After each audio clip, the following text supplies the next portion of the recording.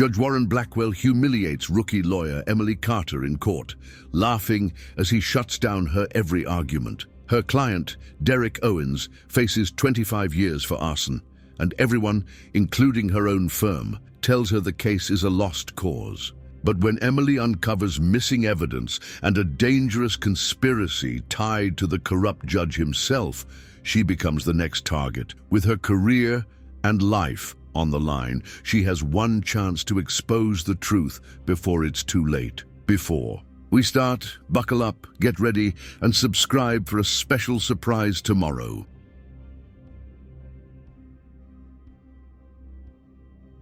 Emily Carter's hands tightened around her case files as she walked into the packed courtroom. The scent of polished wood and old books mixed with the faint aroma of burnt coffee from the judge's bench. She had prepared for this moment for weeks, but as she stepped forward, her confidence wavered under the weight of dozens of skeptical eyes. The prosecution team sat across the room, smirking as if they had already won. The judge, Warren Blackwell, adjusted his glasses and gave her a look that made her stomach tighten.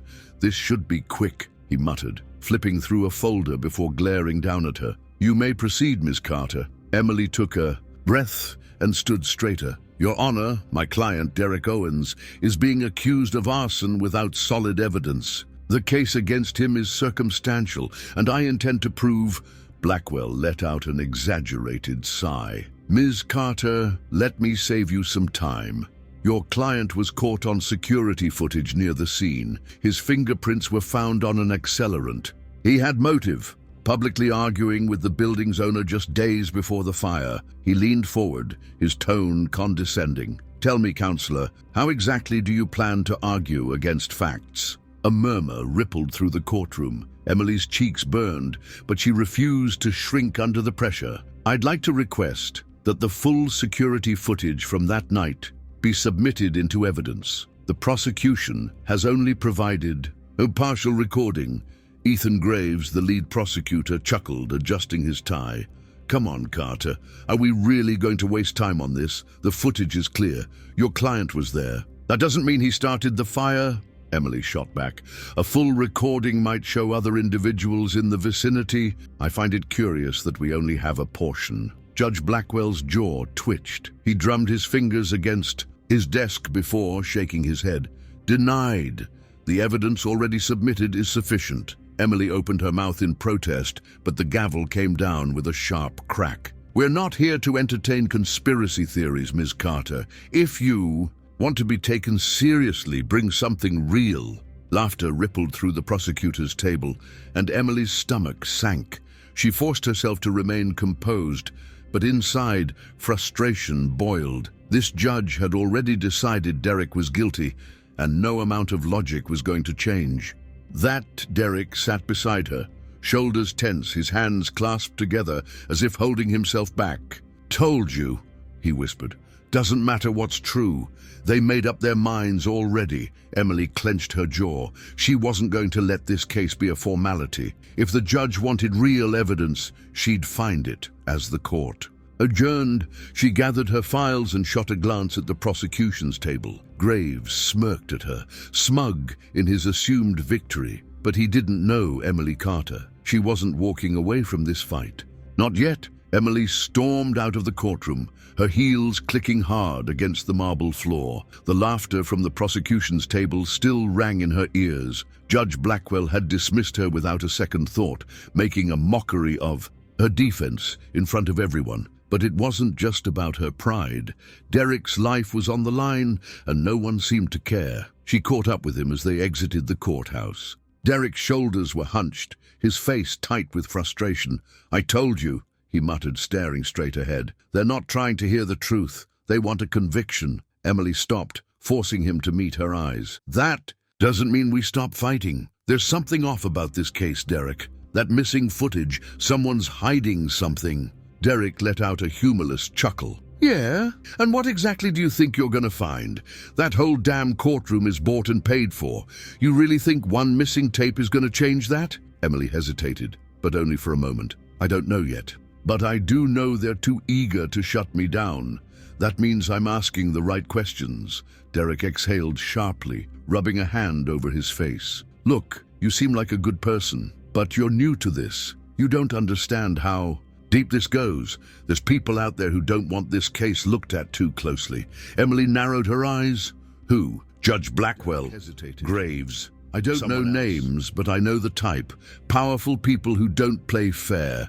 You push too hard, you get burned. Emily squared her shoulders. Then I guess I better be careful how I push. That night, she buried herself in case files, reviewing every detail with fresh eyes. The prosecution had painted Derek as a man with a grudge, an ex-con who had clashed with the building's owner after a failed business deal. They claimed he set the fire in revenge, but something didn't add up. The burned building wasn't just any property. It was an old, historic site that had been locked in legal disputes for months. Emily dug into the property records and found something that made her pulse quicken. Victor Langston, the real estate developer, had been trying to buy the building for over a year, but the city had denied his demolition permits. If the building was suddenly destroyed, however, he wouldn't need those permits. The insurance payout alone would cover his costs and more. Heart-pounding, Emily pulled up Langston's connections. He had deep ties to politicians, business leaders, and Judge Warren Blackwell, the same judge who had just blocked her from obtaining the missing footage. A chill ran down her spine. This wasn't just a case of a biased judge or a lazy prosecution. Someone had wanted that building gone, and someone had made sure Derek took the fall for it. Emily sat in the dim glow of her desk lamp, her laptop screen illuminating the stack of files scattered across her desk. The deeper she dug, the more certain she became. This wasn't just an unfair trial, it was a setup. Derek Owens wasn't just an easy target, he was the perfect scapegoat. A man with a record, a prior conflict with the building's owner, and no resources to fight back. Someone had made sure all the evidence pointed straight to him. She tapped the edge of a case file, thinking. The missing security footage was the key. If the prosecution had nothing to hide, why not release the full recording? And why had Judge Blackwell shut her down so quickly? Her gut told her there was more to find. Emily grabbed her phone and scrolled through the contact list. There was only one person she could think of who might have access to footage that never made it into court. Mark Hastings. A seasoned investigative journalist, Hastings had exposed multiple corruption cases in the city, and he had more sources than half the lawyers she knew. If anyone could help her, it was him. She dialed his number. It rang twice before his gruff voice came through the speaker. "Carter, didn't think I'd be hearing from you." "No time for pleasantries, Mark," she said, cutting straight. "To the point. I need your help." There was a pause. "What kind of help?" "I'm defending Derek Owens in the arson case. The prosecution provided only partial security footage, and the judge refused my request for the full recording." Another pause, then a low whistle. "Blackwell shut you down? That's interesting." Emily sat up straighter. "You know something. Or don't you? I know that Langston doesn't leave loose ends, and if Blackwell's involved, you're swimming in dangerous waters." Her grip tightened on the phone. "Can you find the missing footage?" "I can try," Hastings said. "But if I do, you need to be ready for what comes next. If there's something they don't want you to see, they won't just let you waltz into court with it." Emily took a deep breath. "I don't care. I need to know the truth." There was a long silence before Hastings sighed. "All right, I'll see what I can dig up. But watch your back, Carter. If you're right, you're not just fighting a bad case. You're going up against people who don't play by the rules." Emily hung up, her mind racing. She wasn't afraid of a fight, but she wasn't naive either. If Langston and Blackwell were involved, then she was stepping into something far more dangerous than she had anticipated. She glanced at the stack of files once more. If they wanted to silence her, they'd have to try a lot harder, because now she wasn't just defending Derek, she was coming for the people who put him there.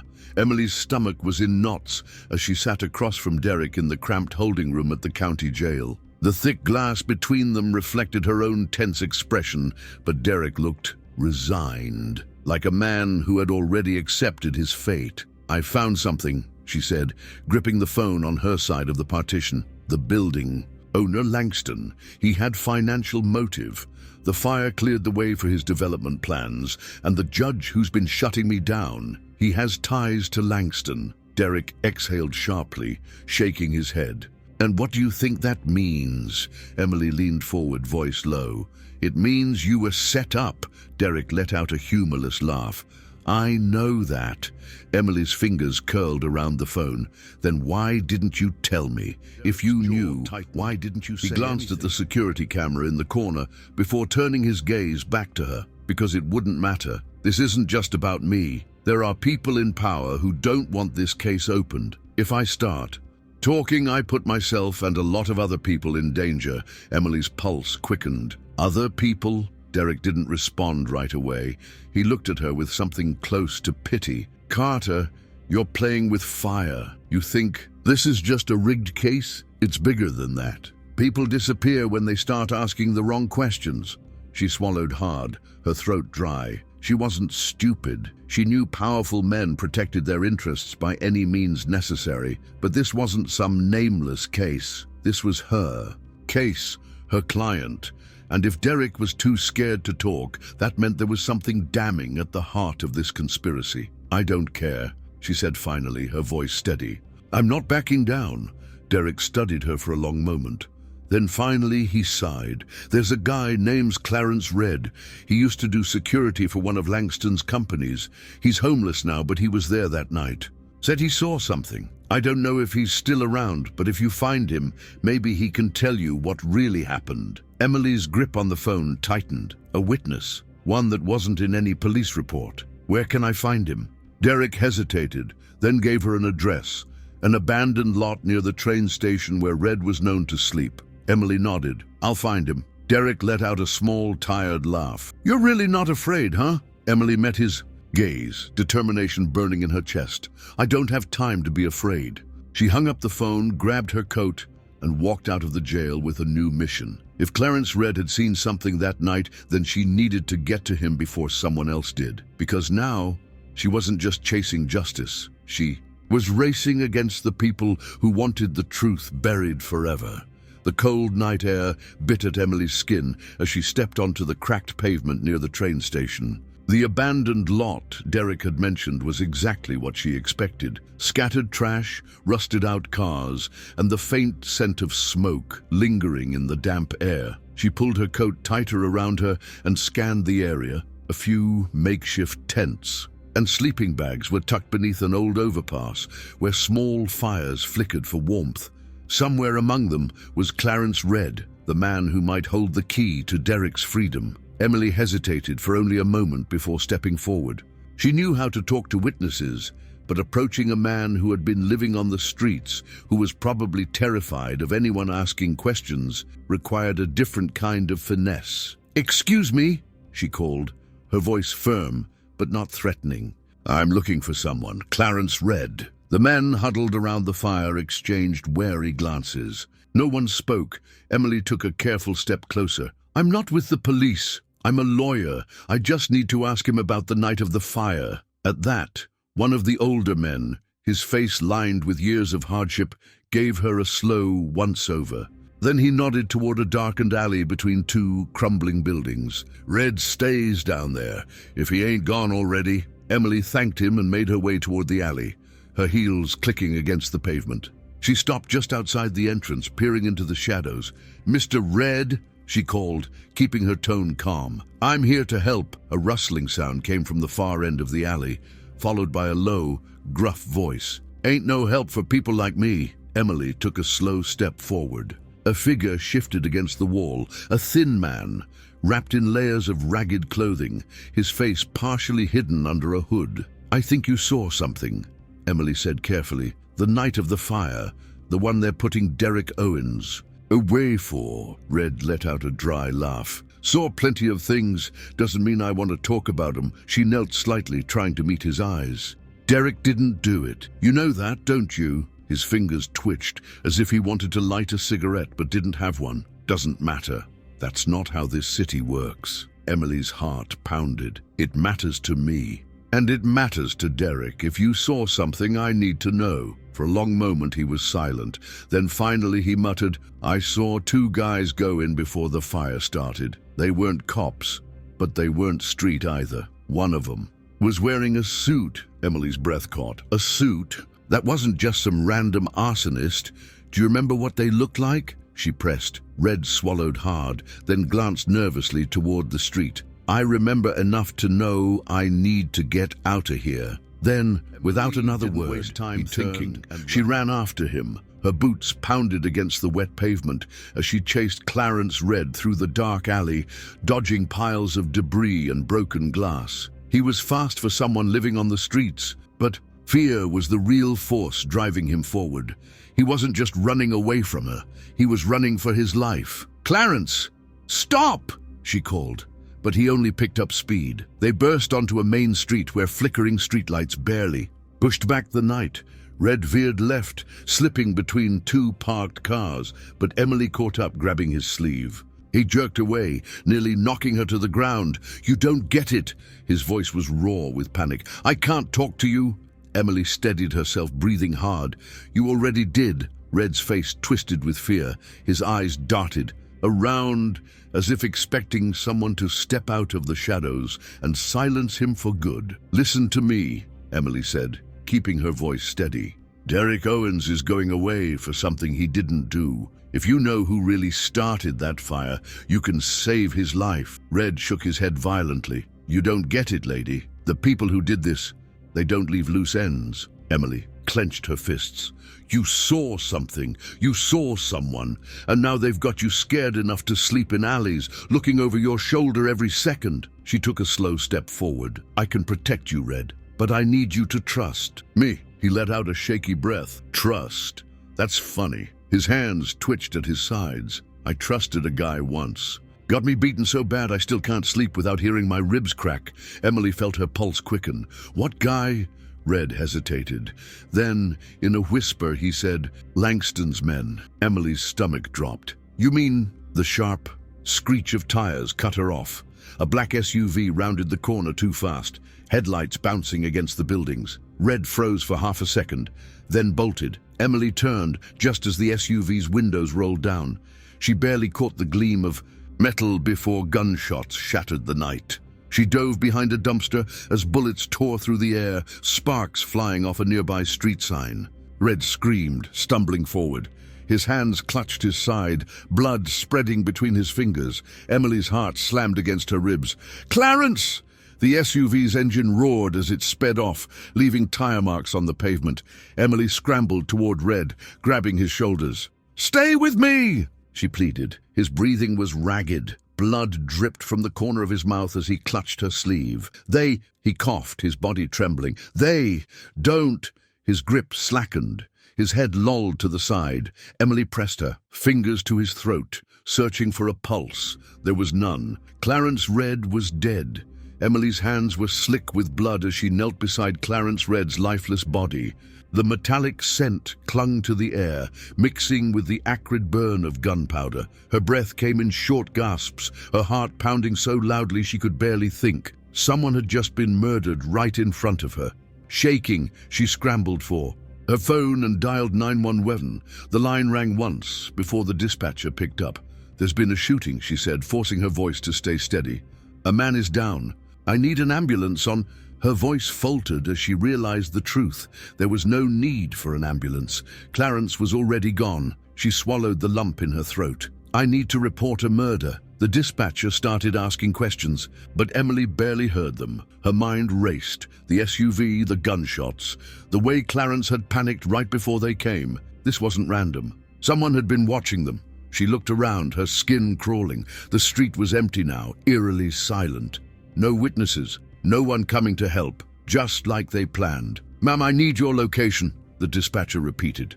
Emily forced herself to speak. She rattled off the address, her fingers trembling as she wiped the blood off her hands onto her coat. A fresh wave of anger surged through her. They had killed him right in front of her because he knew something, because he was about to talk. She thought back to his last words. They don't what? The scream of sirens filled the air, red and blue lights flashing as police cruisers and an ambulance skidded to a stop. Officers jumped out, hands on their weapons, their faces tense. Emily stood, raising her hands instinctively. "I called it in," she said quickly. "The shooter's gone." A tall officer with graying hair stepped forward. His eyes scanned the scene before locking onto her. His nameplate read, "Detective Barnes." "You're the lawyer, right?" he asked, his tone unreadable. Emily nodded. Barnes exhaled, looking down at Clarence's body. "Damn shame," he muttered. Then he turned back to her. "You better come with me." She knew what that meant. She was a witness to a murder. And if whoever had ordered the hit knew she had been there Clarence one last time, he had tried to warn her. Now he was dead. She turned back to Barnes, her jaw tightening. If they thought killing him would scare her off, they were wrong. This wasn't just about Derek anymore. She was going to take them all down. Emily sat in the police station's dimly lit interrogation room, her hands clenched together on the cold metal table, the walls pressed in around her, sterile and suffocating. A one-way mirror reflected her tired, blood-stained face. She'd spent the last hour giving her statement to Detective Barnes, recounting every detail of Clarence Redd's murder. Barnes sat across from her, arms crossed, his sharp eyes studying her like she was a suspect instead of a witness. "You're in telling me this was a hit?" he asked finally. Emily met his gaze without flinching. "Redd was about to give me information on Derek Owens's case. He told me he saw two men the night of the fire, one in a suit. Before he could say anything, else an SUV rolled up and gunned him down." Barnes sighed, rubbing his temples. "We don't have cameras in that alley. No license plate from the SUV. No witnesses except you." "Because that's exactly how they wanted it," Emily snapped. "Come on, detective. You know how this works. This wasn't some random shooting. This was a message." Barnes studied her for a long moment. Then he leaned forward. "You think Langston's behind this?" Emily hesitated. She had no proof, just a trail of corruption leading back to the powerful developer. But Clarence had been terrified, and the timing of his murder wasn't a coincidence. "I think Langston and Judge Blackwell are covering something up," she said carefully. "And I think Derek Owens was framed to protect them." Barnes's face remained unreadable. "That's a hell of an accusation." Emily leaned in. "Then investigate it. Pull Langston's financials. Look into Blackwell's case history. You know something isn't right here." Barnes sighed, running a hand through his graying hair. "Even if I wanted to, I'd need more than gut instinct. You got hard evidence?" Emily's stomach twisted. "Not yet. I'm working on it," she admitted. Barnes shook his head. "Then my hands are tied." Emily clenched her jaw. She wasn't stupid. She knew corruption ran deep. If Barnes pushed too hard without solid proof, he'd get shut down. Or worse. He stood and grabbed a file from the table. "For what it's worth, I believe you," he said. "But belief won't win this case." Emily exhaled, standing as well. "Then I'll find something that will." Barnes walked her to the station's exit. Before she left, he gave her a hard look. "Watch yourself, Carter. You're making enemies." She swallowed past the lump in her throat. "Yeah, I noticed." The night air hit her like a slap as she stepped outside. The streets were quiet, but she felt the weight of unseen eyes watching her. Clarence had been silenced. Derek was still behind bars, and now she was the only one left standing between justice and the people who would kill to bury the truth. She wasn't backing down. Not now, not ever. Emily sat in her apartment, her laptop open in front of her, fingers flying across the keyboard. The room was dim except for the glow of the screen, illuminating stacks of legal files, old case notes, and a cup of untouched coffee that had long gone cold. Sleep was a luxury she couldn't afford, not when she was running out of time. Clarence Redd was dead. Derek was days away from being sentenced, and she was no closer to getting the evidence she needed to prove this case was rigged from the start. She clicked through the property records again, her eyes scanning for anything she might have missed. Victor Langston had tried for years to buy the burned building, but city permits had blocked his plans. After the fire, the city had no choice but to allow demolition, and Langston walked away with millions in insurance money. Emily leaned back in her chair, rubbing her temples. The Motive was clear, but proving Langston was involved in the arson wasn't enough. She needed to connect him to Blackwell, to the prosecution, to the missing security footage, to the men who had killed Clarence Red. Her phone buzzed, breaking her focus. A message from Mark Hastings. Got something. Meet me at the diner. Come. Alone. Emily grabbed her coat and rushed out the door. The diner was nearly empty when she arrived. Mark sat in a back booth, stirring his coffee absently, his face shadowed with exhaustion. He looked up as she slid into the seat across from him. "You're lucky I like you," he muttered. "I had to pull a lot of strings for this." He reached into his bag and slid a USB drive across the table. Emily picked it up carefully, her heart pounding. "What is it?" "The missing security footage." Emily's breath caught. "The full recording?" Mark nodded. "And it's worse than you." "Think." She plugged the drive into her laptop, pulse hammering as the video loaded. The footage was grainy the night of the fire. A figure entered the frame, tall, broad-shouldered, wearing a suit. Emily's stomach dropped. The man turned slightly, just enough for the light to catch his face. It wasn't just some hired thug. It was Ethan Graves, the lead prosecutor on Derek's case, the man trying to put him away. Emily's hands shook as she hit pause, staring at the screen in horror. "This is it," she whispered. "This is proof." Mark frowned. "It's more than that. You recognize the guy with him?" Emily forced herself to press play. A second man entered the frame, older, heavier, his face half-shadowed. Judge Warren Blackwell. Her blood ran cold. They had been there. They had set the fire. Everything was a lie, and now she had the proof to bring them down.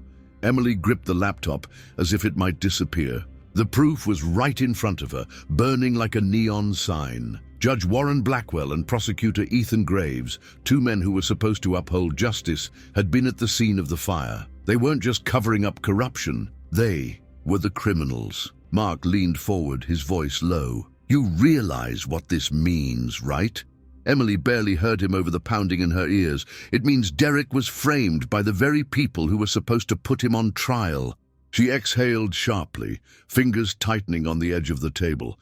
"It means they killed Clarence Red because he knew the truth." Mark nodded grimly. "And it means you're in real danger." Emily knew he was right. Blackwell had already made it clear that he wouldn't let this case go anywhere. Now she had the evidence to destroy him. Her instincts screamed at her to go to the police, but she hesitated. Who could she trust? Blackwell had influence. Graves had power.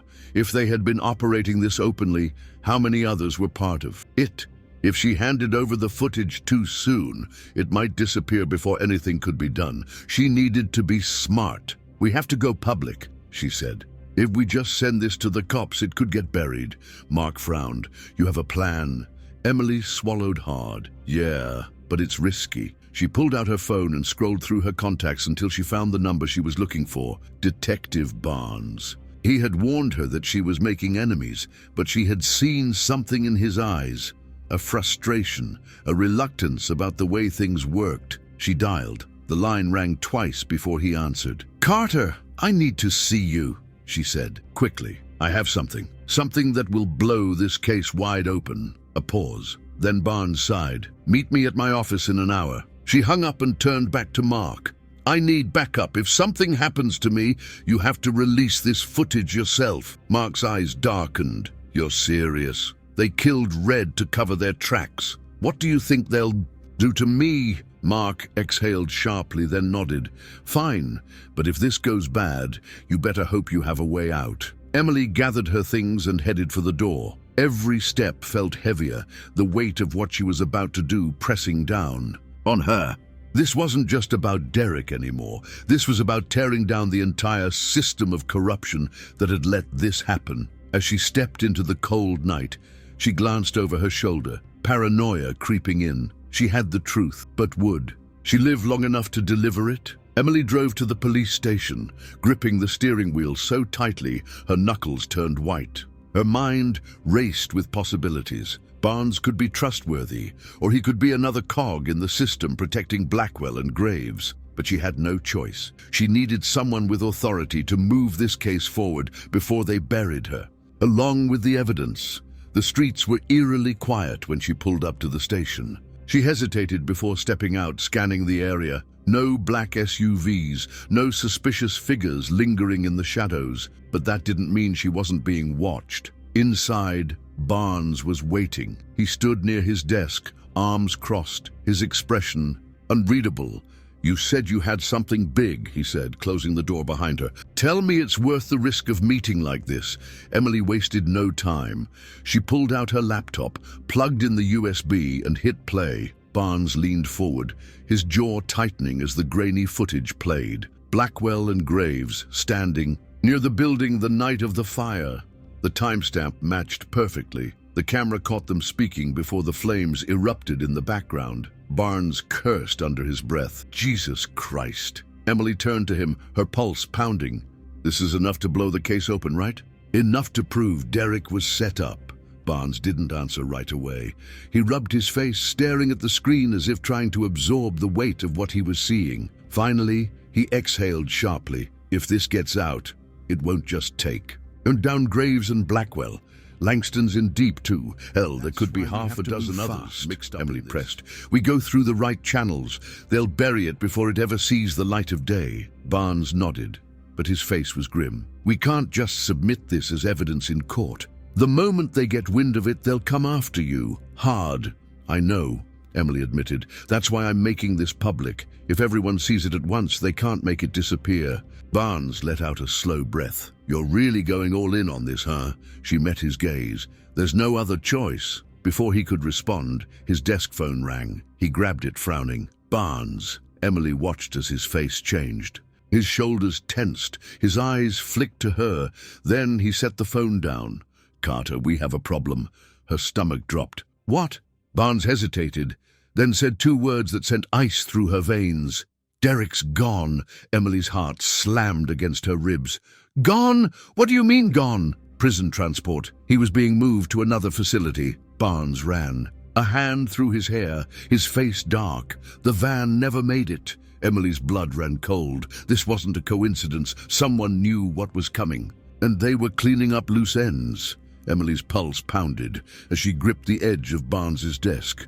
"What do you mean the van never made it?" Barnes exhaled sharply. "The transport was scheduled to move Derek to a higher security facility. 2 guards, a standard route. The van disappeared off the grid 20 minutes ago. No radio contact, no distress call. It just vanished." Emily's mind raced. This wasn't an escape.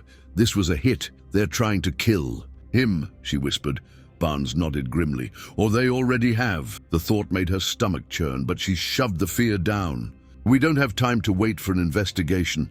If Derek's still alive, we need to find him before they finish the job." Barnes grabbed his keys. "Come on. I have a contact in the prison transport division. If they took an alternate route, we might be able to trace it." They sped through the city, blue and red lights flashing but no sirens. Barnes was on the phone, barking orders to someone on the other end, but Emily barely heard him. Her mind was locked on Derek.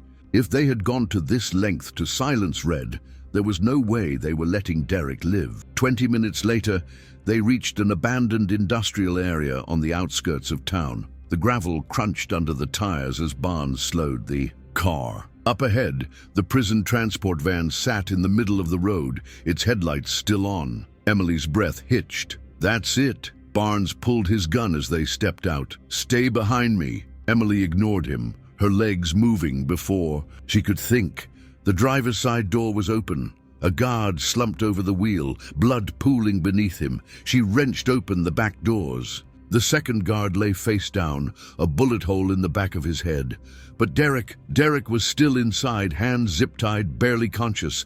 Emily scrambled in, shaking him. Derek, can you hear me?" His eyes fluttered open, glassy and unfocused. "Carter." His voice was barely a whisper. "They were gonna kill me." Not on her watch. Barnes was already on his radio, calling in backup. Emily cut Derek's zip ties with a pocket knife, pulling him upright. He winced, his body battered but intact. "We need to move," Barnes said. Whoever did this could still be nearby. But before they could step out, tires screeched. In the distance, a second vehicle was approaching. Fast, Emily's grip tightened on Derek. "We're out of time." Barnes shoved his gun into her hands. "You still want justice, Carter? Then you better be ready to fight for it." As the SUV sped toward them, Emily raised the gun, heart hammering. This was it. The truth was out. The fight was here, and she wasn't backing down. Not now, not ever.